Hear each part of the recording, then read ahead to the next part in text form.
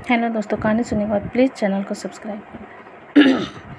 मेरा नाम अशोक है। मैं एक मिडिल क्लास फैमिली से हूँ। मैंने मेरे घर वालों को कहा था कि जब तक मैं अच्छी नौकरी नहीं करता शादी नहीं करूँगा। मैं बैंक के लिए तैयारी कर रहा था जिसमें काफ़ी समय लग गया। इस कारण मेरी उम्र 32 साल की हो गई, लेकिन मेरी नौकरी अच्छी लग गई थी।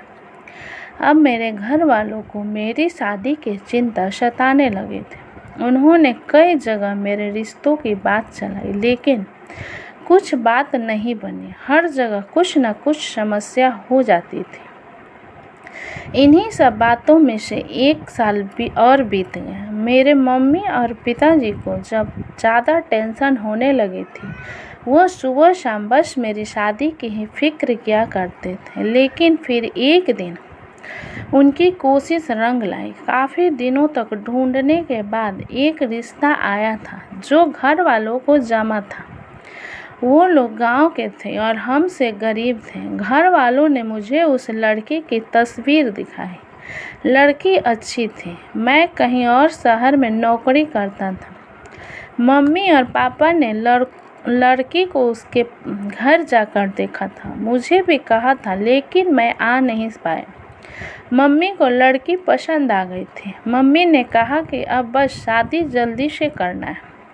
शादी का ऐसा योग बन रहा था कि या तो शादी 15 दिन में हो या फिर 2 साल बाद, लेकिन अब शादी को टाला नहीं जा सकता। इसलिए शादी 15 दिन में होना ही तय हो गया था। इतने कम समय में अब मेरा लड़की देखना जाना हो नहीं सकता। इसलिए मैं अब शादी के लिए ही छुट्टियां लेकर आ गया। मैं शादी के 5 दिन पहले ही आ गया। शादी की तैयारियां चल रही थी। बहुत जल्द मैं तैयारियां पूरी करने पर और फिर शादी का समय आ गया। शादी वाले दिन हम लोग बारात लेकर लड़की वालों के यहाँ पहुँचे। वहाँ सबके चेहरे देख मुझे कुछ अजीब सा लगा। मुझे एक छोटे कमरे में ठहराया गया। मैंने पापा से पूछा, पापा यहाँ सब ठीक है ना? पापा ने बोला, सब ठीक है। शादी गांव की थी। फेरों के समय भी लड़की ने अपना मुंह घूंघट से ढका हुआ था। शादी के बाद विदाई होकर हम सब लोग अपने घर आ गए। घर आने पर मेरी सुहाग रात के पहले ही मेरी मम्मी और पापा मुझे अकेले में ले जाकर कुछ ऐसा बताते हैं जो मैंने पहले नहीं सुना। वो बोले कि हमारे घर में एक रिवाज और प्रथा है कि शादी होने के 15 दिनों तक दूल्हा अपने दुल्हन का मुंह नहीं देखता। मैंने बोला, यह क्या? आज से पहले तो आपने इसके बारे में मुझे पहले नहीं बताया।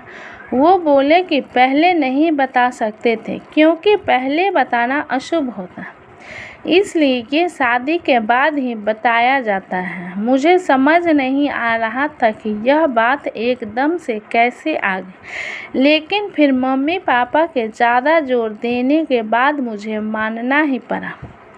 पिताजी ने मुझे एक काला कपड़ा भी दिया। कहा कि इसे बांधकर ही कमरे में जाना, गलती से इसे खोलना नहीं। मेरे मन में कई तरह के सवाल और विचार आ रहे थे, लेकिन मुझे उनकी बात माननी ही पड़ी क्योंकि वो जिस तरह से मुझे समझा रहे थे, मुझे उनकी आंखों में थोड़ा डर भी लगा। इसलिए मैंने उनकी बात मान ली। मैं काला कपड़ा लेकर अपने कमरे में गया, दरवाज़ा बंद किया और मेरी पत्नी सेज पर मुंह ढाके पहले ही बैठी। मैंने अभी काला कपड़ा अपनी आँख पर नहीं बांधा था। मैं उसके पास गया तो सबसे पहले जो उसने कहा वो था, आपको मम्मी पापा ने सब समझा दिया है ना? मैंने पूछा, उन्होंने तुम्हें भी कहा है? वो बोली, हाँ, मुझे भी उन्होंने कहा है और हमें उसका पालन करना होगा। आपको सिर्फ मेरा मुंह नहीं देखना है 15 दिनों तक। मेरी पत्नी मेरे सामने थी, लेकिन मैं उसका मुंह नहीं देख सकता था। मैंने अपना काला कपड़ा उसे दिया था और उसकी ओर पीठ करके बैठ गया। उसने कपड़ा मेरी आंखों में जोर से बांध दिया। कपड़ा बांधने के बाद मैंने उसको हाथों को अपने हाथ में लिया। बहुत ही कोमल थे। उसके बाद मैंने करीब आधी रात तक उसे बहुत बात की। मैं उसे नहीं देख पा रहा था, लेकिन उसकी तस्वीर मैंने देखी थी। इस तरह बंद आँखों के बीच हमारे नए जीवन की शुरुआत हो रही थी। दिन में भी इस बात का विशेष ध्यान रखना पड़ता था। वो पूरा समय घूंघट में ही रहते थे। शादी के पहले मुझे प्यार क्या होता है इसका पता नहीं था, लेकिन शादी के बाद मुझे अपनी पत्नी से प्यार हो गया था। मैं बड़ी बेसब्री से 15 दिन खत्म होने का इंतज़ार कर रहा था। दिन दिन निकलते रहे और मेरा प्यार बढ़ता गया। आखिर 15 दिन हो गए। मैंने अपनी मम्मी और पापा से कहा कि आज 15 दिन पूरे हो गए हैं। कुछ पूजा या दूसरा उपाय तो नहीं करना। उन दोनों के चेहरे पर एक अजीब सी घबराहट थी। मुझे समझ नहीं आया कि क्यों वो लोग बोले नहीं, कुछ नहीं। मैंने उनसे फिर पूछा, क्या कुछ बात है? आप इस तरह से क्यों लग रहे हैं? वो बोले, कुछ नहीं। उस रात मैं कमरे में गया। अब मेरे हाथ में काला कपड़ा नहीं था। मेरी पत्नी आज भी घूंघट ओढ़े बैठी थी। मैंने जाते ही उसे कहा कि आज यह घूंघट क्यों? मेरी पत्नी मुझे कहती है कि मैं आपसे कुछ सवाल पूछना चाहती हूँ। मैंने बोला, पूछो।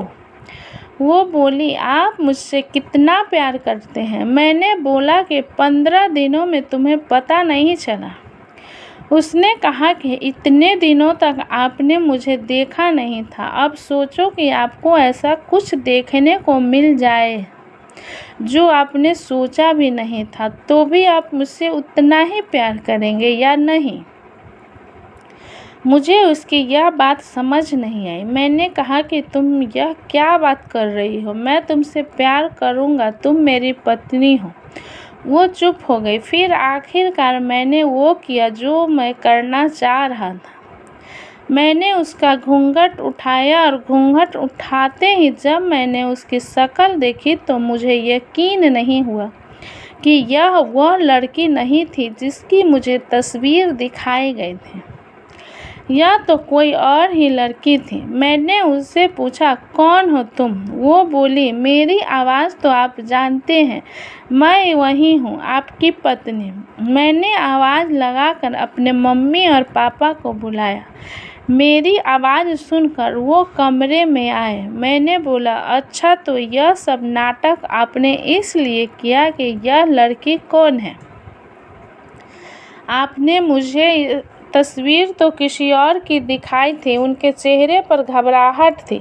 मेरी माँ बोली, बेटा, हम इसी बात से डर रहे थे। बड़ी मुश्किलों से हमने तेरे लिए रिश्ता ढूंढा। वो लड़की इसकी बड़ी बहन थी। शादी के 2 दिन पहले वो घर से चली गई।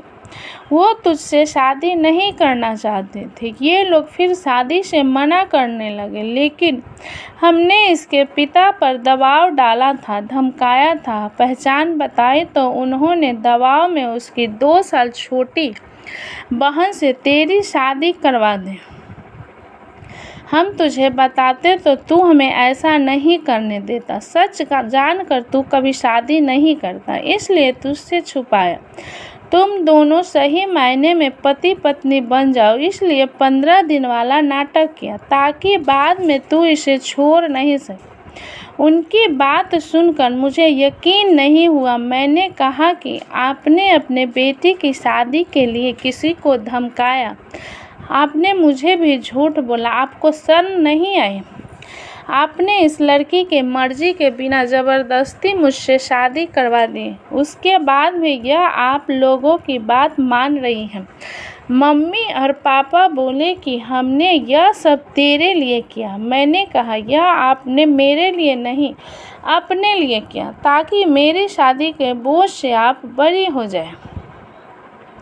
अगले दिन मैं बिना कुछ बोले सुबह अपने काम पर चला गया, लेकिन वहाँ जाने पर मुझे लगा कि इसमें उस लड़की की क्या गलती है। वो पहले ही ज़बरदस्ती का शिकार हुई है।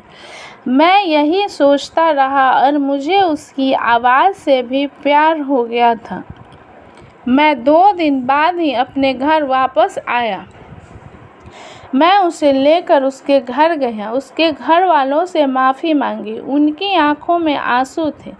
फिर मैंने उससे पूछा, क्या तुम मुझसे प्यार करती हो? वो बोली कि मैं अपने आप को खुशकिस्मत मानती हूँ कि आप जैसा पति मुझे मिला। जो भी हुआ हम दोनों को मिलाने के लिए ही हुआ था। मैं आपके लिए और आप मेरे लिए ही बने थे। तभी अपने आप रास्ते बनते गए। उसकी इन्हीं बातों पर मैं उसे और ज़्यादा प्यार करने लगता हूँ। अब मेरा फ़र्ज़ है कि मैं उसे दुनिया भर की खुशियाँ दूँ। दोस्तों, कहानी कैसी लगी मुझे कमेंट बॉक्स में ज़रूर लिखें। अच्छी लगी तो प्लीज़ लाइक करें, सब्सक्राइब करें एंड शेयर करें। कहानी अच्छी लगी हो तो प्लीज़ सब्सक्राइब कर दें और अपना कीमती समय देने के लिए धन्यवाद।